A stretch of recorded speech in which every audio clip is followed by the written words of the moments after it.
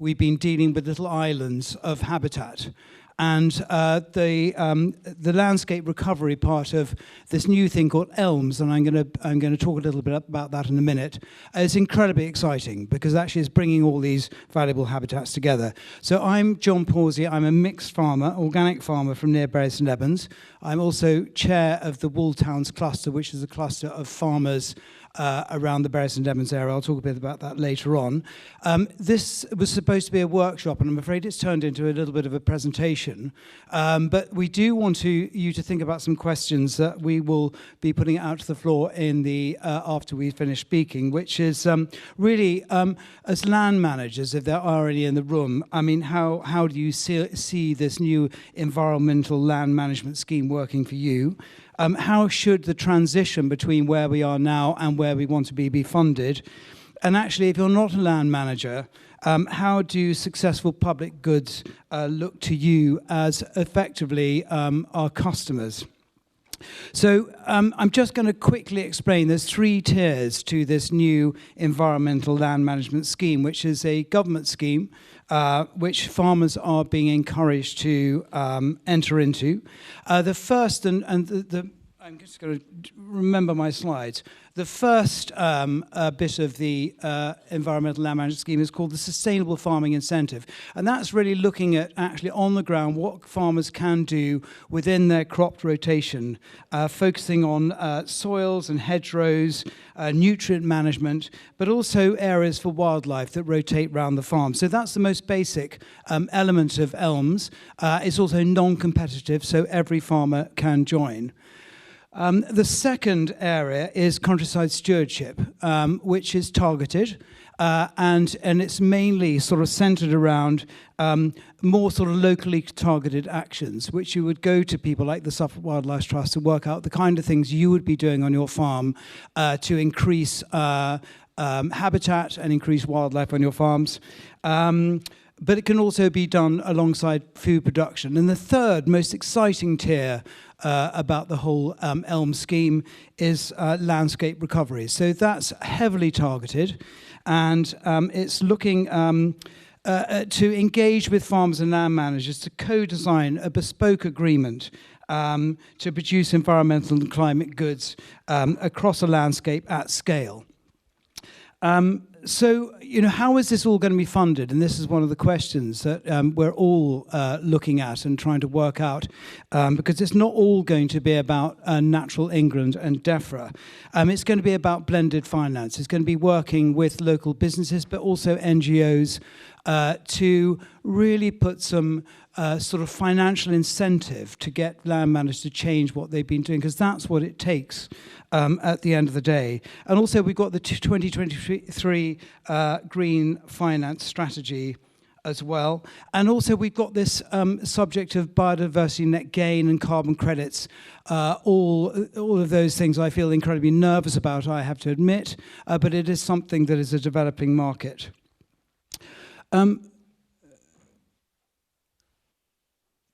So where have we been? I mean, we've had 25 years of environmental schemes. We must have been collecting a huge amount of data from those schemes across over the years. And this is our first application, I think, in 1998 of the Arable Stewardship Scheme, trying to break up our farm into smaller areas with beetle banks and margins. But the problem is, without the connectivity that the landscape restoration side of things offers, is that actually we have failed.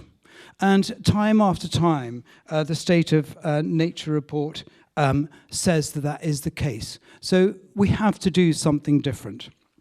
And luckily today, everyone, and you'll be excited to hear that we've got the solution sitting right here in front of you. And with no further ado, I'm just going to introduce Jenny Rawson. Jenny Rawson, who we work very closely with at the Suffolk Wildlife Trust, is a farm advisor, and she leads the farm advice team and is a facilitator for our own cluster. She's got extensive wildlife knowledge and a working understanding of the practicalities of managing productive farms for nature. Jenny is an ecologist and expert ID and monitoring skills, as she proved on our farm with a fantastic bird walk. So if you ever manage to walk around the farm with Jenny looking at birds, please do that. And then we've also got Emma and Joe Gray. They farm in Essex and also run the North Essex Farm Cluster, which is a community of farmers and landowners working together to deliver a greater benefits to soil, water and wildlife in the beautiful North Essex landscape. So without further ado, I'm going to hand over to Jenny. Brilliant. Thanks, John. Hopefully you can all hear me. Yes, so I'm just going to talk a little bit about what we do at Suffolk Wildlife Trust and why working with farm clusters is so important, with a bit of a Suffolk focus, and then I'll hand over to Emma and Joe for the Essex focus. Right, and there we go. Just remember to move my slides on. So yeah, from a Suffolk wildlife perspective, why are we working beyond nature reserves? So as you may know, well, both Suffolk and Essex Wildlife Trust, or all of the kind of UK trusts, have fantastic nature reserves, and these are really important habitats, a stronghold for our rare species. So in Suffolk, we've got over 2,900 hectares of nature reserves, but that is really still a small fraction of our land in Suffolk. At Suffolk Wildlife Trust, we've got quite an ambitious vision. So we've got our 30 by 30 vision, which is looking at 30% of Suffolk in nature recovery by 2030. And with 70% of Suffolk farmland, likewise in Essex, in order to achieve these ambitious targets, we need to be doing more in the kind of wider countryside. So the small farm advice team that I lead at Suffolk Wildlife Trust has come about from that. Our organisation has really invested in our off-reserve work, and we have this small farm advice team, and we go out to farmers and landowners and offer free advice, looking at farms, bespoke per farm, looking at all the existing habitats, but looking at potential for enhancement, maybe even habitat creation on farm.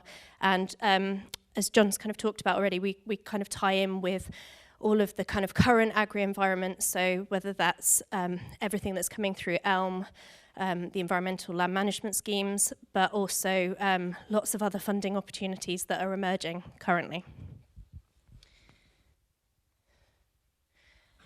And John's already mentioned the State of Nature report, but I just wanted to kind of flag up here kind of why the urgency in terms of working at scale in East Anglia. So yeah, the State of Nature came out again last year, the 3-yearly update, and as we all know, we've kind of failed to turn the tide in terms of biodiversity loss. So we've got 1 in 6 species still threatened with extinction.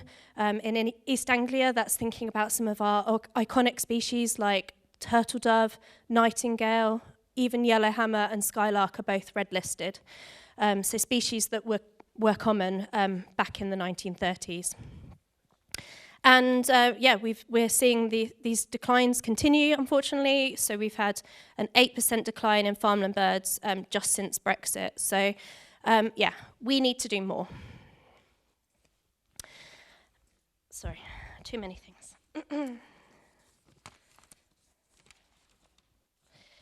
Okay, and in order to do more, we need all of the tools in the toolkit. So this slide is a wildometer you might have seen before, and really just wanted to put this up to just kind of share the kind of whole range and spectrum of approaches that are required to tackle our current ecological and climate crisis.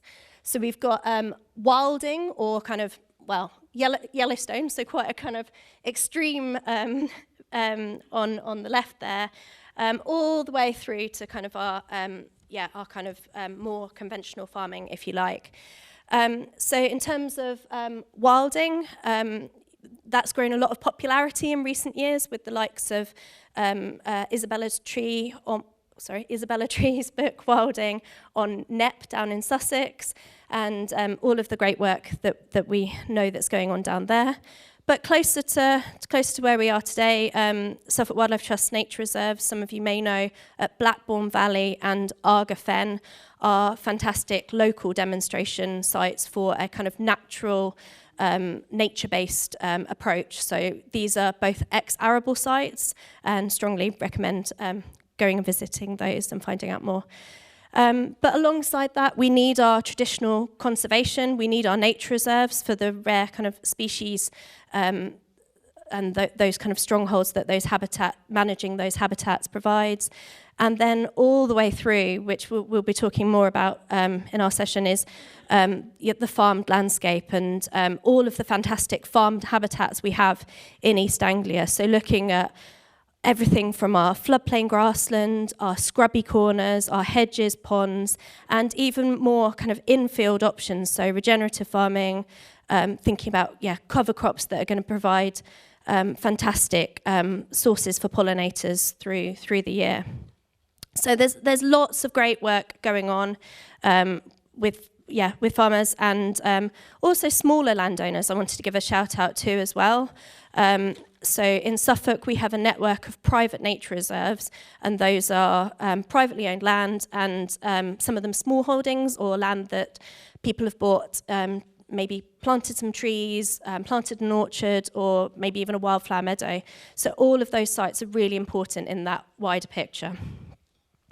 And I just wanted to touch on kind of why connectivity and why is that so important. So we've known since the Rawson report back in 2010 that habitats need to be bigger, better, and more joined up. That's really thinking around some of our less mobile wildlife. So John's going to talk a bit more about what we're planning to do to help dormice, who are one of those less mobile species. And they, whilst there are some strongholds not so far from here on nature reserves and some farm woodlands,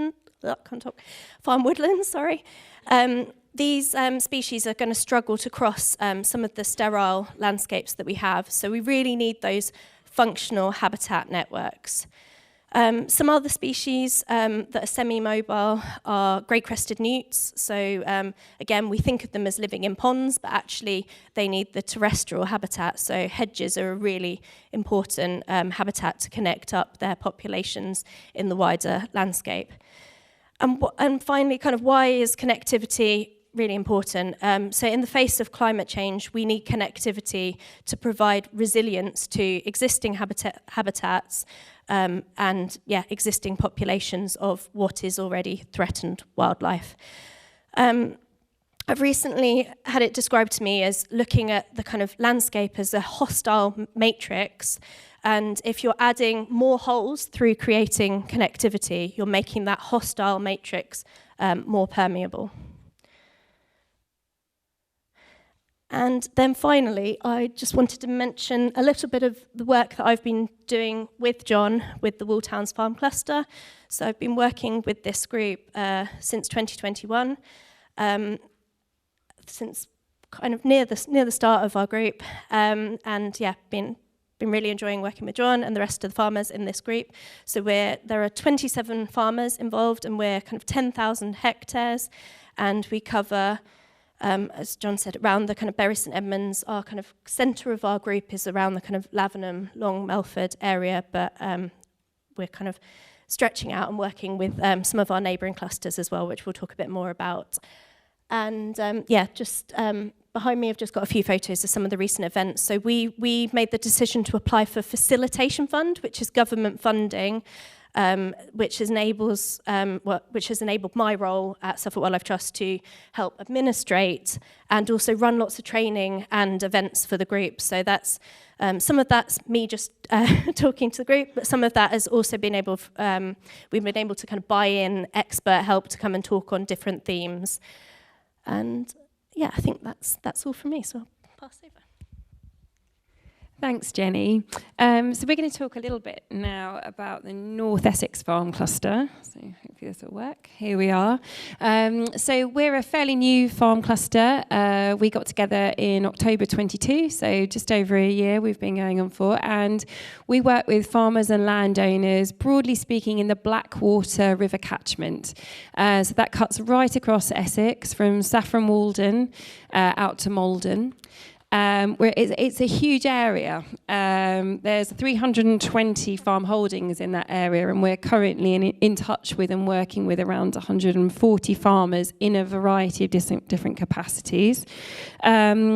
Our farm cluster is completely farmer-led. So Joe and I are coordinators for the farm cluster, but we're also farmers ourselves. We farm just to the north of Braintree. We're an arable farm with a strong history of conservation.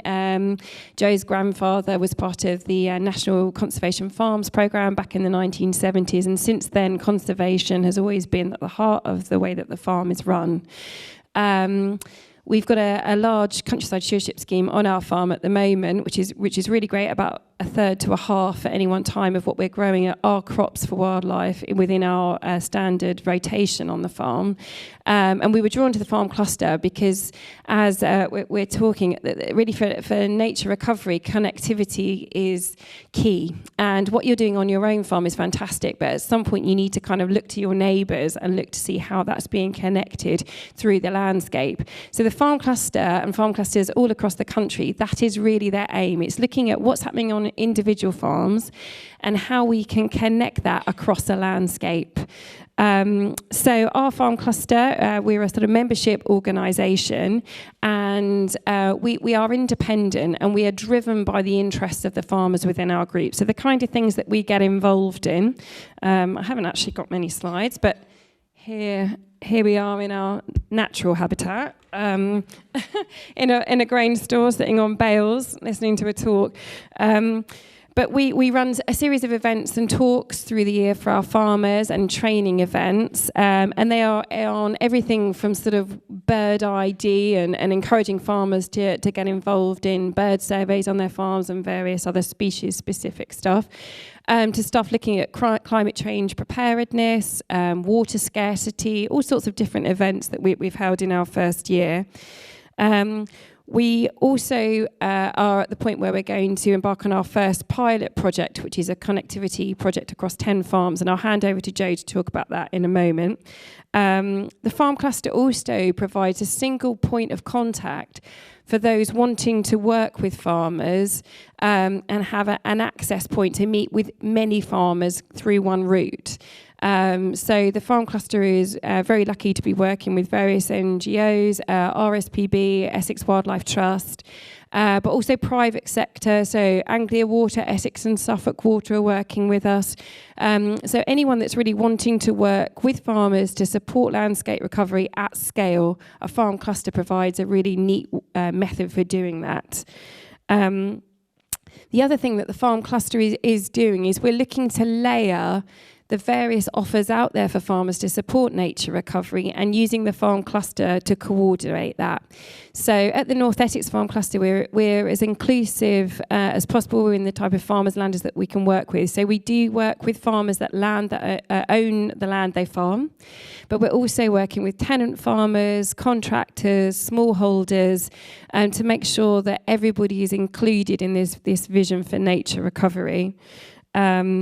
And the kind of projects that we're putting together, and the pilot project is an example of that. The funding for that is really diverse. So some of the farmers within our pilot project are funding their work through the ELMS schemes that John referred to. So there's some of the sustainable farming incentive, the countryside stewardship, but others are funding their interventions through outside of public sector funding.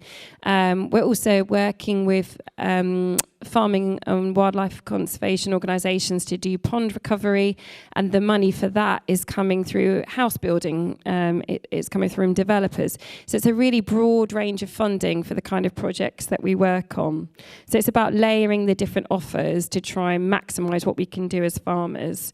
And the final sort of role of the farm cluster really is to advocate for farmers. There is some fantastic work going on farms for nature recovery right now, and it's really important, we feel, that farmers are recognised for what they are doing and supported in their ambition to do more and go further.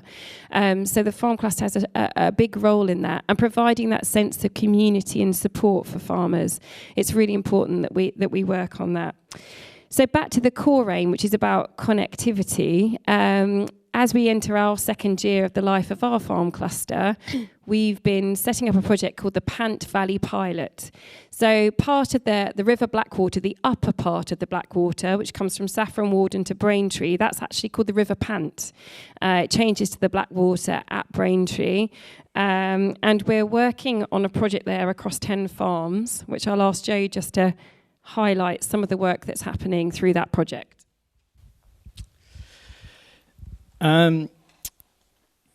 Yeah, I think when I'm out talking to farmers up the bank, our farm basically starts at the bottom here, sort of near Panfield and across to the big woodlands on the right. And I've had conversations with all the farmers going sort of 9 kilometres up the river about measures they could put on to do on their farm that would sort of connect in with some of the work that we do.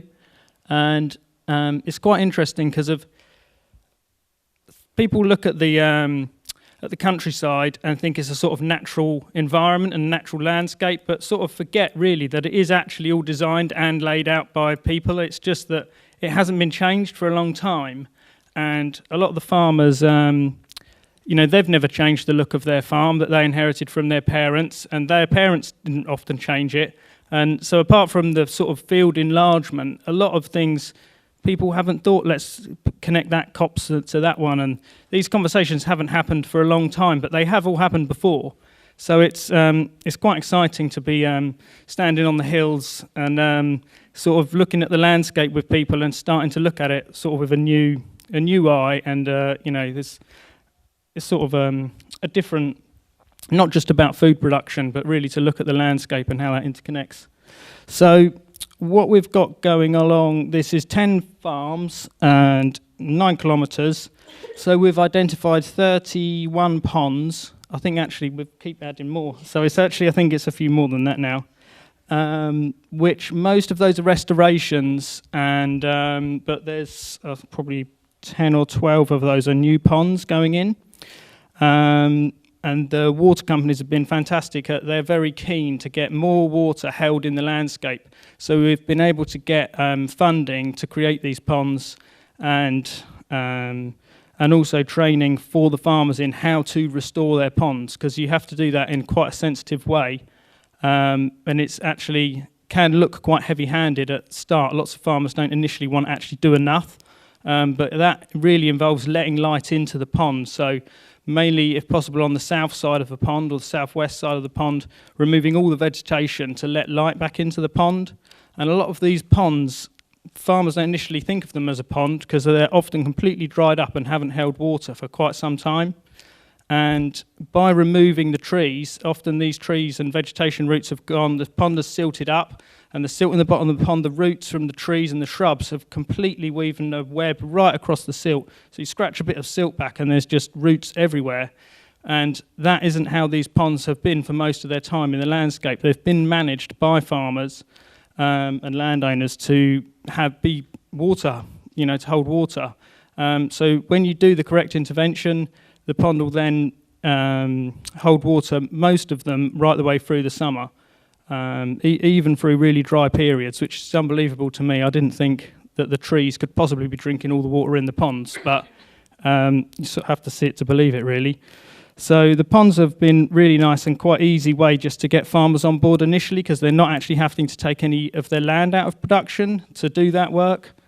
The other things we've been doing with the wildlife corridor is it's actually not on the map, but there's another that's to link those sorts of big areas of woodland together. We noticed a sort of fairly smallish gap. It's probably 200 metres. And then actually the other dogleg of wood joins onto a woodland called Gosfield Wood, which is a similar, about 60 or 70 acres of woodland.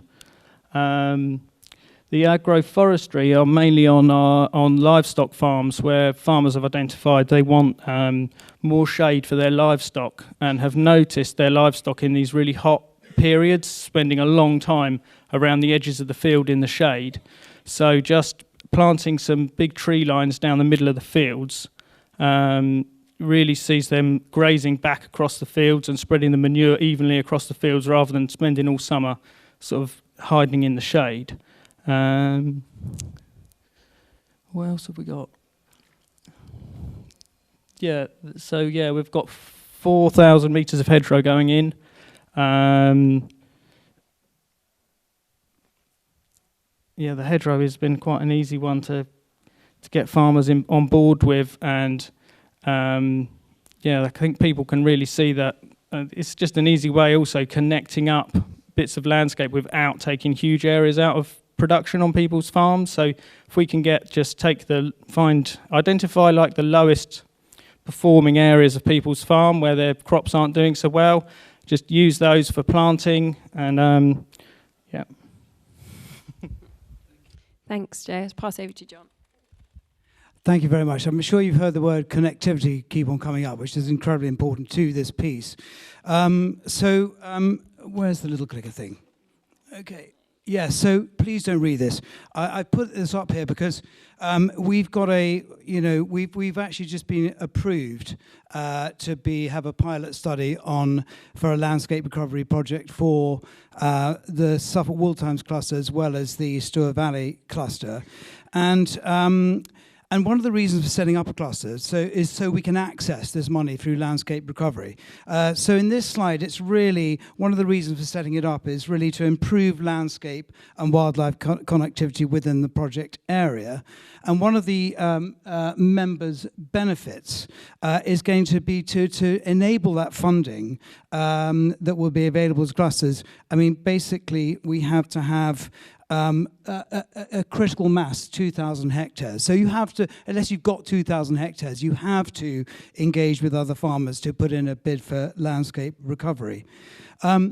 This is what our cluster looks like at the moment. As Jenny said, we are running from Cavendish all the way down through to sort of Hadley, and we're about 10,000 hectares. You will notice that it's not contiguous. There are some gaps in there that we still have to fill, and so that is hopefully going to give us opportunities to offer opportunities to other farmers.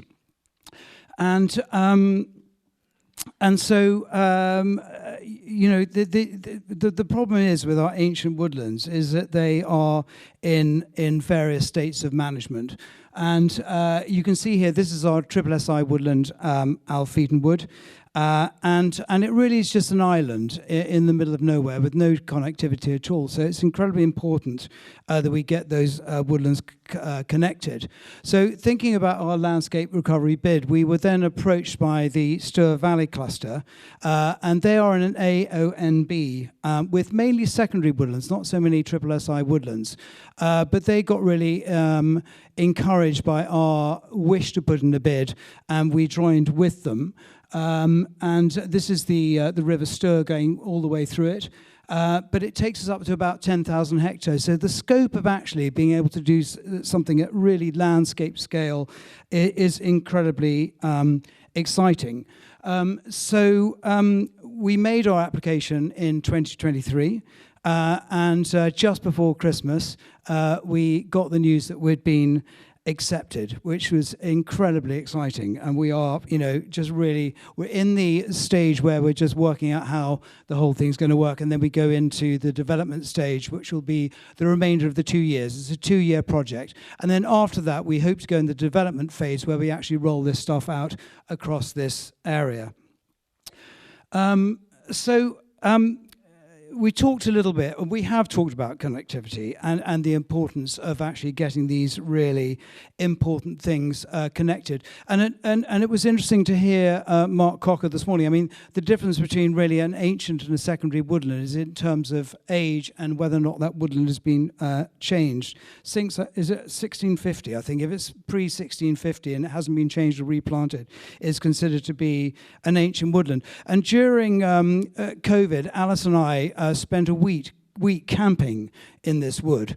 And, we've been farming organic for the last 25 years and not using any pesticides. But actually, when you take a step out of that wood in a summer's evening, you realize actually that you're in a desert. Because this thing is absolutely heaving with everything. I mean, it's impossible to count all the species. And we only spent a week doing it with apps and books and getting up at different times. But it really was a completely inspiring thing. And, you know, if you don't have that connectivity, you don't have these fantastic nature's highways. And interestingly, you know, size is important, I'm afraid. And, you know, if you've got that connectivity, you're immediately making all those important habitats bigger. And also the other thing is that, you know, we have to understand what is the correct management. And we've talked a lot about scrub previously in the previous session. And scrub is incredibly important. And it has got this name, scrub, which sounds incredibly negative. And I think we should be calling it something like scrumptious scrub, or something like that. Just start talking about it, people, because we've got to make it a thing, because it's incredibly important. I've now got a thing that says, overview of species targeted, just the cutest. Because actually, to sell this stuff, you've just got to be focusing on stuff that people can engage with.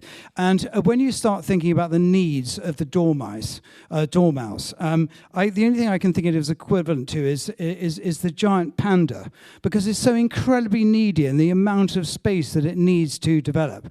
It's so needy, in fact, I think it deserves to go extinct, but it's too cute to let go extinct. So we need to keep it.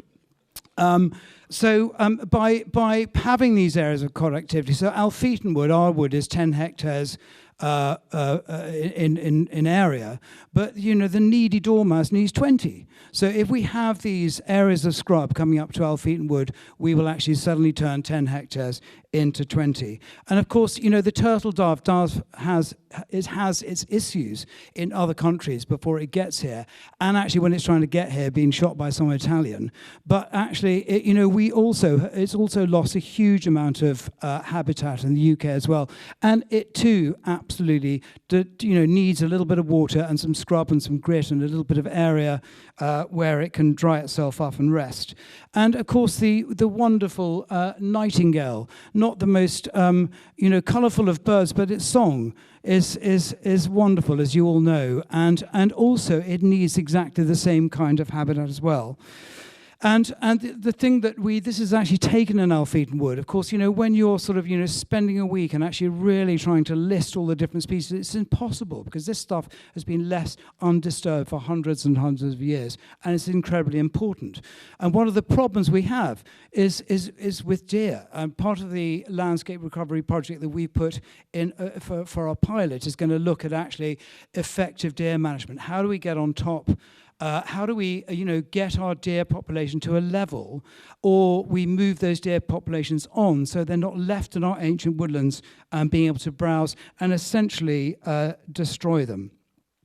So obviously, we have a vision, and I'm not talking about the Stour Valley cluster here, but Jenny and the Suffolk Wildlife Trust drew a sort of rough line, and it's difficult to see, but it's the sort of ochre red line that's connecting all these different farms. And basically, it's tracing our ancient woodlands and trying to bring some kind of connectivity. And the idea is to have 50-metre wide bands of scrub, some replanted areas, but with ponds in for our turtle doves, and provide an interesting and diverse habitat between our ancient and secondary woodlands. As you see, we've still got some work to do with some connectivity in between the different the different farms, but we've still got time to do that. So essentially, what is this going to look like? And I'm unashamedly going to use a slide that Charlie and Isabella Tree put up, Charlie Burrell and Isabella Tree put up when you go to NEP. And this is basically looking at actually potentially what our farm landscape looks like at the moment. But, what could it look like? And so if you look at, if you can remember the previous picture, there's a sort of a canalized a river which now has been allowed to flood. Probably, I haven't put this to our cluster yet, but, a couple of beavers would probably do an excellent job. But anyway, or you could put in some kind of leaky dams if you don't like beavers. But anyway, there's that wetland. And all the sort of hedgerows that have been, ruthlessly clipped every single year are left to bush out and become something that is really attractive to nature. So that's our vision. So essentially, that's brilliant. Essentially, my mantra is going to be no more wildlife islands, and we need nature back in ascendancy. So that's our vision, but I'm sure that all of you in the audience, whatever you're doing, have a vision for the countryside, because that's why you're here. And you know, we need to be instructed. We also need to instruct local government. We need to instruct national government. This is now time to hand it over to you to maybe discuss what we've been talking about. Share with us your vision. And just get a little bit of dialogue going, or any questions as well would be gratefully received. Yes, a lady in the middle.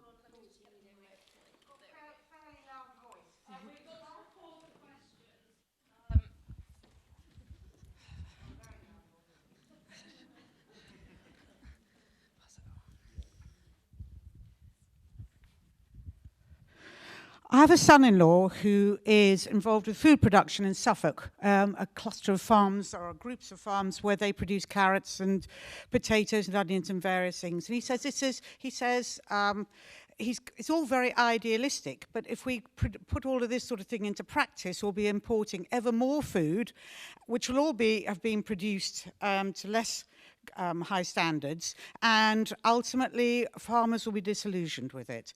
And what good is it if it means we can't feed our ever-growing population? I'll have a first go at that. I mean, personally, with our own farming business, is that if you think about through the history of farming, since the repeal of the Corn Laws, I suppose that agriculture has been in depression ever since then. As far as I'm concerned, is that our farm can deliver a huge amount more than just food production as it stands at the moment. Also, the risks and the cost of food production for us, the margins are incredibly small. And if you're thinking about a resilient business, we have to be engaging with all the other things we can offer. And if that's going to be some of its food production, some of its renewable energy, then actually we need to be listening and we need to be responding to those things. It's not all about food.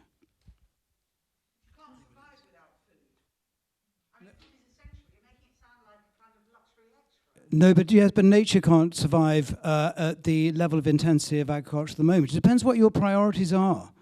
I mean, yeah, absolutely, it's absolutely right. And the reason why actually we only produce 60% of food in this country is because we are a trading nation. We need to trade with other people so we can offer them something, and we will always be importing food. I don't think it's all about food. I mean, food sovereignty or food security, food sovereignty is potentially a very dangerous position to be in. I think one of the other things I'd add to that is just thinking about, and we probably haven't got time for it today, but is around all of the other kind of threats on our land use in East Anglia, but wider afield. I will just add, with our kind of landscape recovery, it was really key that we looked at food production in, what is an important food growing part of the country. So where we're looking at these habitat corridors, we really are only looking at a very small percentage out of production. And I guess to kind of echo what John's saying, in order to have in order to have food, we need nature. We need resilient farms. Yeah, and I would just sort of say, I think it's important that we don't get into this either-or situation. Every farm in East Anglia will have more productive and less productive areas, and a lot of this can be achieved on marginal land that, when we look at our own home farm, we have got our environmental schemes working for us in areas that historically, when we look at the data, are costing a lot, taking a lot of inputs which have their own environmental costs. When we look at fertiliser that we're bringing in, we're looking at nitrogen use. It's taking those less productive areas out because actually they're often the most ideal areas for nature. So it's about balance. I think it's really not a question of either food production or landscape recovery. It's looking at across a whole individual farm holding, and then the landscape above that, where's the best place to be growing food and where's the better place for us to be doing this kind of recovery. Yes. Hi, John. Hi, David. Hello, everyone at the front. So I'm David Lord. We farm just down the road at outside Clacton-on-Sea, and we're just starting up a tendering farm cluster, which we're very excited about. Emma's come to talk to us about what they've been doing. We've got a group of about 50 farmers who are really interested and keen to get involved. With everything that's happened with the stewardship, the new SFI options that have come out, the new countryside stewardship options that have come out, it's woefully apparent that the payment levels for connectivity options, so hedges, watercourses, ponds, things which are absolutely vital for nature, they're woefully underfunded at the moment. And I'm just really interested how you guys are or are going to get more funding for them through your cluster groups. We're fortunate where our North Essex farm cluster sits. The River Blackwater brings an important conduit for drinking water for Essex. It's connected to the ELMS transfer system, which brings fresh water from the north to Essex. We're dependent on that for drinking water. So that has enabled our farm cluster to be able to work with water companies to fund some of the work of the farm cluster. But I think it's that private sector partnerships is really what we're going to be looking at. I feel like ultimately, even with ELMS, the government is encouraging farmers increasingly to look at private sector funding for environmental work. John mentioned earlier looking at biodiversity net gain. That's one option for farmers. It's quite a small opportunity at the moment, but in Essex, I know the County Council are pushing for all new development in Essex to have a 20% biodiversity net gain as part of the planning process. So that's another sort of source of income potentially for farmers. And looking in the future to offsetting carbon. Once, of course, we look at our own farm businesses and make sure that we ourselves can be carbon neutral, we may well be able to supply those carbon credits into the market. So I think private sector is going to be an important part of funding nature recovery on farms going forward, as well as the landscape recovery type schemes and the offers through ELMS. But I completely agree, they need to be better funded. It is apparently going to come into fruition that for farmers that are part of a farm cluster, they can expect a small uplift in payment through their sustainable farming incentive and countryside stewardship options.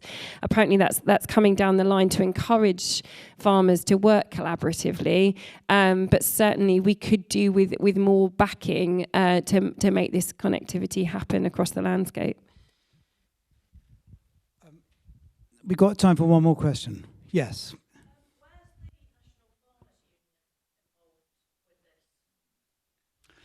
Wow, yeah. Okay, so I've been involved with the National Farmers Union. I was their Organic Forum chair, and I sat on policy and on the, another one of their committees. The National Farmers Union has been sort of fighting against any money coming away from production into the environment for a very long time. But I do think that they realise that farmers need a blended finance within their businesses. I still think that they are very, to this lady's point, they're very food and farming centric. I just think I think it's potentially a dangerous position to be in, to just rely on that. But one of the reasons why I got involved is because I wanted to let them hear a different view and to bring some colour into their view, which I have no idea if I did that, but it certainly was interesting. And there's some great people involved as well. Minette Batters, I'm a big fan of Minette Batters. Anybody else want to talk about the NFU? No. Not Jenny, no. Anyway, I'm afraid we've got to stop, but thank you so much. I really appreciate you giving up your valuable lunchtime. Rush out and get something to eat, but thank you very much indeed.